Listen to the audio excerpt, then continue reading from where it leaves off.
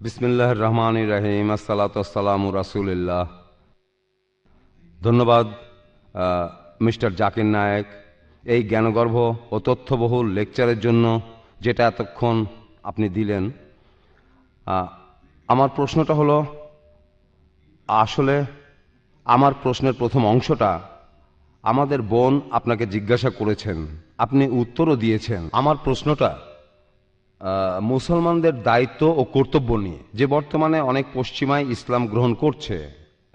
আমি অপেক্ষা করছিলাম আপনি যখন বলছিলেন যে কেন পশ্চিমারা ইসলাম গ্রহণ করছে, আমি অপেক্ষা করছিলাম কখন আপনি বলবেন যে মুসলমানরাও এ ব্যাপারে কিছু ভূমিকা পালন করছি।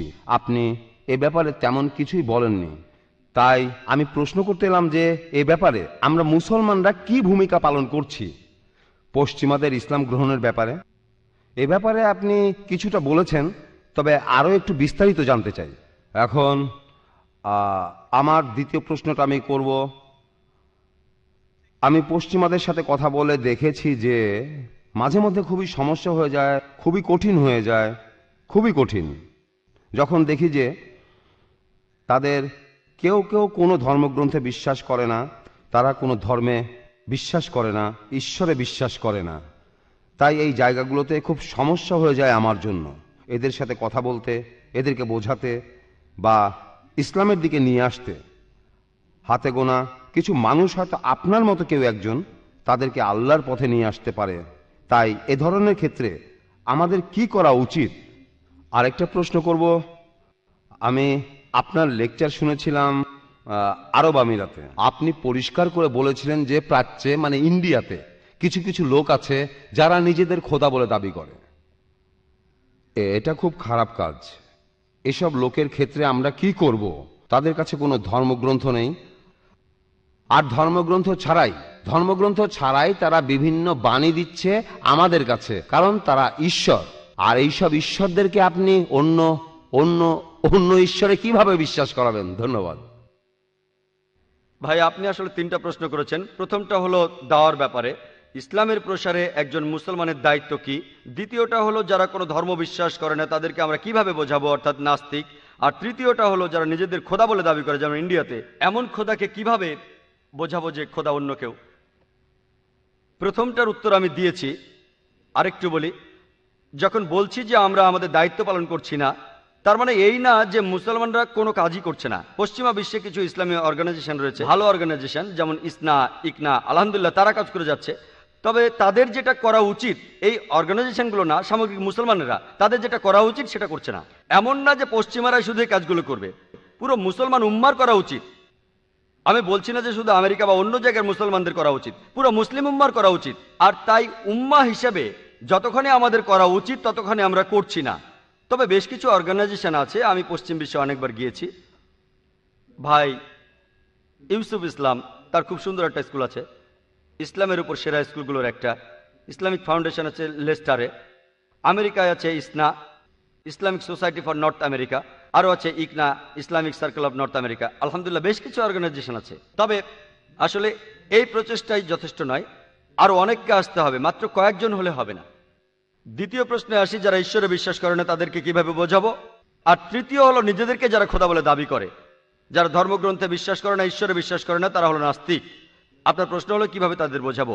খ্রিস্টান বা হিন্দুরা ধর্মগ্রন্থে বিশ্বাস করে, তাদের সঙ্গে ধর্মগ্রন্থ নিয়ে কথা বলা যায়। কেমন করে নাস্তিককে বোঝাবেন জানি না। বিকেলে আমার লেকচারের সময় আপনি ছিলেন কিনা, তখন বলেছিলাম মূল চাবিকাঠির কথা। সূরা আল ইমরানের 64 নম্বর আয়াতে উল্লেখ আছে, বলা হয়েছে যে এসো সে কথায় যা তোমাদের এবং আমাদের একই। দাওয়ার মূল চাবিকাঠি হলো তোমাদের এবং আমাদের মধ্যে একই কথায় এসো। সেজন্য ভাই প্রশ্ন করলেন নাস্তিককে কিভাবে বোঝাবো। নাস্তিকের সাথে কি কোনো মিল রয়েছে? কোনো মিল রয়েছে? তাহলে কিভাবে একজন নাস্তিককে বোঝাবো? কোনো নাস্তিকের সাথে আমার দেখা হলে প্রথমেই তাকে অভিনন্দন জানাই। আমি সেই নাস্তিককে অভিনন্দন জানাই। আপনি বলতে পারেন কেন আমি একজন নাস্তিককে অভিনন্দন জানাচ্ছি? আমি তাকে অভিনন্দন জানাচ্ছি কারণ এই লোকটা খ্রিস্টান, তার বাবা খ্রিস্টান বলে। এই লোকটা হিন্দু, তার বাবা হিন্দু বলে। অনেকে মুসলমান, তাদের বাবা মুসলমান বলে। এই নাস্তিক লোকটা ভাবছে সে হয়তো খ্রিস্টান ঘরে জন্মেছে অথবা হিন্দু ঘরে জন্মালে হয়তো ভাবছে এক দেবতা আরেক দেবতার সাথে যুদ্ধ করছে, দেবতার স্ত্রীকে অপহরণ করা হচ্ছে, দেবতা তাকে বাঁচানোর জন্য ছুটে যাচ্ছে, আমি যদি বিপদে পড়ি এই দেবতা কিভাবে সাহায্য করবে, দেবতাকে ক্রুশে ঝুলিয়ে মারা হচ্ছে। সে ভাবছে এই ঈশ্বর কিভাবে তাকে সাহায্য করবে, তাই সে এইসব বিশ্বাস করে না। আমি তাকে অভিনন্দন জানাই। কেন? কারণ ইসলামিক শাহাদার প্রথম অংশটা সে বলে ফেলেছে, লা ইলাহা, কোনো ঈশ্বর নাই। আমাকে যা করতে হবে পরের অংশটা বলাতে হবে ইল্লাল্লাহ, যেটা আমি করবো ইনশাল্লাহ। তাহলে আমার অর্ধেক কাজ হয়ে গেছে। হিন্দু বা খ্রিস্টানকে আগে বোঝাতে হবে তার ঈশ্বরের পূজা করা ভুল, আর তারপর তাকে বোঝাতে হবে আল্লাহ সুবহানাহু ওয়া তাআলার কথা। এখানে আমার অর্ধেক কাজ হয়ে গেছে।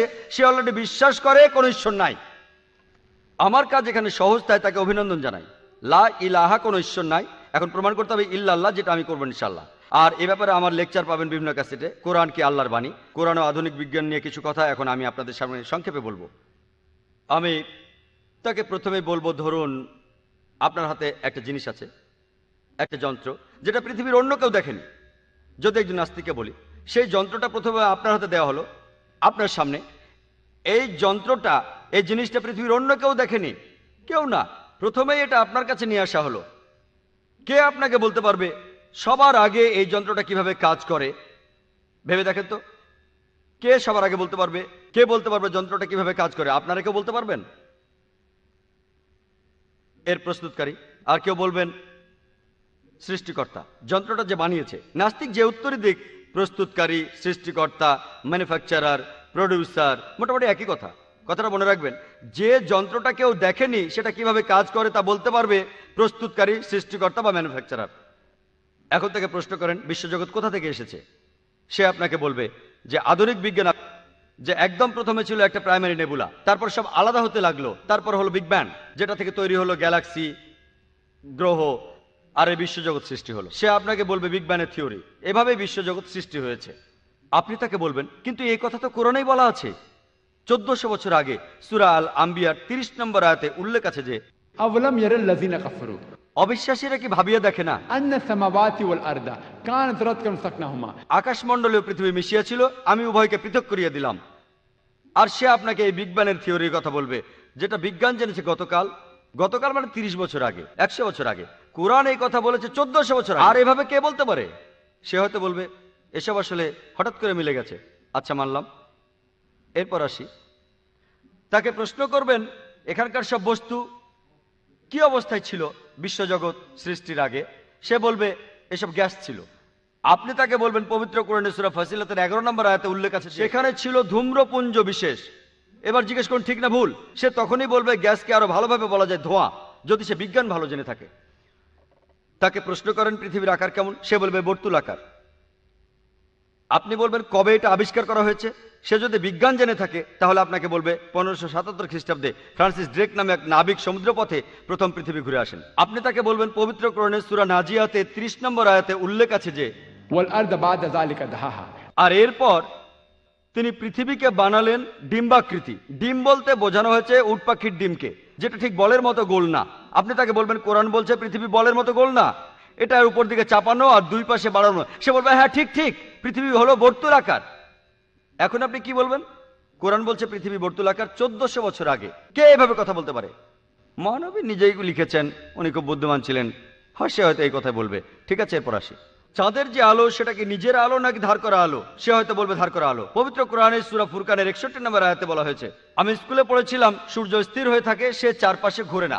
পবিত্র কোরআনের সূরা আল আম্বিয়া 33 নম্বর আয়াতে বলা হয়েছে হুয়াল্লাযী খালাকাল লাইল ওয়ান নাহারা, আল্লাহ সৃষ্টি করেছেন দিবস এবং রাত্রি, ওয়াশ শামসা ওয়াল কামার, চন্দ্র এবং সূর্য, কুল্লুন ফি ফালাকি ইয়াসবাহুন, প্রত্যেকে নিজ নিজ কক্ষপথে বিচরণ করে। কোরআন বলছে সূর্য তার কক্ষপথে বিচরণ করে। স্কুলে এটা শিখিনি যে সূর্য বিচরণ করে, সূর্য স্থির থাকে। সে বলবে বিজ্ঞান কিছুদিন আগে এটা আবিষ্কার করেছে যে সূর্য চারপাশে ঘোরে আর 25 দিনে সূর্য একটা প্রদক্ষিণ পুরো করে। কোরআন কিভাবে কথা বলতে পারলো? তাকে জিজ্ঞেস করেন, সে কিছু বলতে পারবে না। আর এভাবে কোরআন বলছে বায়োলজির কথা। জীবজগতের সৃষ্টি হয়েছে পানি থেকে, কে কথা বলতে পারে? কোরআন পানিচক্রের কথা বলেছে, কিভাবে পানি উপরে ওঠে, তারপর মেঘ হয়, মেঘ থেকে বৃষ্টি হয়, সেই পানি নিচে পড়ে, এটাই হলো পানিচক্র। কোরআন বলছে লোনা পানি আর মিষ্টি পানির কথা। তিনি দুই দরিয়াকে প্রবাহিত করেছেন, মিষ্ট আর লোনা উভয়ের মধ্যে রাখিয়ে দিয়েছেন অনতিক্রম্য ব্যবধান। কোরআনে সূরা ফুরকানের 53 নম্বর আয়াত এবং সূরা রহমানের 1920 নম্বর আয়াতে আছে। কোরআন বলছে জিওলজির কথা, আমি কি ভূমিকে সজ্জা করি নাই والجبال أوتادا এবং পর্বত সমূহকে কিল্ক, এটা সূরা নাবার 6 এবং 7 নম্বর আয়াতে আছে। এ কথা কে বলতে পারে? আরো বলতে থাকুন। এখানে একটা উত্তরই সে দিতে পারে, সবকিছু হঠাৎ করে মিলে গেছে। থিওরি অফ প্রবাবিলিটি, এটা হলো সম্ভাবনার সূত্র, হঠাৎ করে লেগে যাওয়ার সম্ভাবনা। ধরুন আমি একটা পয়সা টস করলাম, আমি যে ঠিক বলবো সেটার সম্ভাবনা হচ্ছে 2 ভাগের 1 ভাগ। হেডও পড়তে পারে, টেলও পড়তে পারে। আর যদি আন্দাজ করে মেলাতে চাই, তার সম্ভাবনা হচ্ছে অর্ধেক, অর্থাৎ 2 ভাগের 1 ভাগ। যদি 2 বার টস করি, আমি 2 বারই ঠিক বলবো, তার সম্ভাবনা অর্ধেক গুণ অর্ধেক সমান 4 ভাগের 1 ভাগ, অর্থাৎ 25%। যদি 3 বার টস করি, 3 বারই আমি ঠিক বলবো, সেটার সম্ভাবনা অর্ধেক গুণ অর্ধেক গুণ অর্ধেক সমান 8 ভাগের 1 ভাগ, অর্থাৎ 12.5%। একইভাবে যদি প্রবাবিলিটি থিওরি দিয়ে কোরআনকে দেখেন যে পৃথিবীর কতগুলো আকারের কথা এক মানুষ চিন্তা করতে পারে, একজন 30টার বেশি চিন্তা করতে পারে। এটা হতে পারে বর্গাকার, হতে পারে চ্যাপ্টা, হতে পারে চতুর্ভুজ, হতে পারে আয়তাকার, হতে পারে ত্রিভুজের মতো, হতে পারে বর্তুলাকার, 30টা আকার। আর এটা আন্দাজে বলে মিলিয়ে দেবে, তার সম্ভাবনা 30 ভাগের 1 ভাগ। চাঁদের আলো তার নিজস্ব নাকি ধার করা, কেউ একজন আন্দাজে বললে তার ঠিক হওয়ার সম্ভাবনা 2 ভাগের 1 ভাগ। এই দুটো ঠিক মতো বলার সম্ভাবনা 30 ভাগের 1 ভাগ গুণ অর্ধেক সমান 60 ভাগের 1 ভাগ। কোন মানুষ আন্দাজে বলবে এই জীবজগৎ কোথা হতে সৃষ্টি হয়েছে। যে লোক মরুভূমিতে থাকে সে প্রথমে বলবে বালির কথা, কাঠ হতে পারে, হতে পারে অন্য কোনো বস্তু, অ্যালুমিনিয়াম, হতে পারে আয়রন। আর এখানে মানুষ 10,000টা জিনিসের কথা ভাবতে পারে যা দিয়ে জীবজগৎ তৈরি হয়েছে। এখানে আন্দাজে বললে সেটা ঠিক হওয়ার সম্ভাবনা 10,000 ভাগের 1 ভাগ। এই 3টা উত্তরই ঠিক হওয়ার সম্ভাবনা 30 ভাগের 1 ভাগ গুণ অর্ধেক গুণ 10,000 ভাগের 1 ভাগ সমান 6 লক্ষ ভাগের 1 ভাগ, 0.00017, অর্থাৎ 0.017%। 3টি বিষয়ের সম্ভাবনা আসলো 0.017%। সবগুলো যদি যোগ করে কোরআন 1000টা কথা বলেছে বিজ্ঞান সম্পর্কে। আর ম্যাথমেটিক্স আমাদের বলে যদি 0.00 পরে আরো 50টা জিরো বসানো হয়, সেটার অর্থ জিরোই হয়। তাহলে কোরআনে সবকিছু আন্দাজে বলা হয়েছে, তার সম্ভাবনাও জিরো। কে এই কথাগুলো বলতে পারে? তিনিই বলতে পারেন, সৃষ্টিকর্তা, প্রস্তুতকারী, ম্যানুফ্যাকচারার। এই সৃষ্টিকর্তাকে আমরা বলি আল্লাহ সুবহানাহু ওয়া তাআলা। এটা সংক্ষেপে বললাম। বিস্তারিত জানতে চাইলে আমার ভিডিও ক্যাসেট দেখুন। কোরআনকে আল্লাহর বাণী, অনেকভাবে প্রমাণ করা যায় যে কোরআন আল্লাহর বাণী।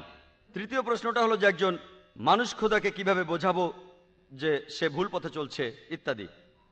আমি আমার লেকচারে একটা লিটমাস টেস্টের কথা বলেছিলাম। সূরা ইখলাসের 1 থেকে 4 নম্বর আয়াতে উল্লেখ আছে যে আপনি তাকে বলবেন যদি সে খোদা হয়ে থাকে সে কি এই পরীক্ষা পাশ করবে? মনে করেন কেউ আপনাকে বলল এটা একটা সোনার অলংকার, এটা তোমার কাছে বিক্রি করব, 24 ক্যারেট সোনা। কি করবেন? কিনে ফেলবেন? কিনে ফেলবেন? আপনি তখন পরীক্ষা করে দেখবেন কথাটা সত্যি কিনা। আপনি সেটা কোষ্ঠী পাথরে পরখ করবেন।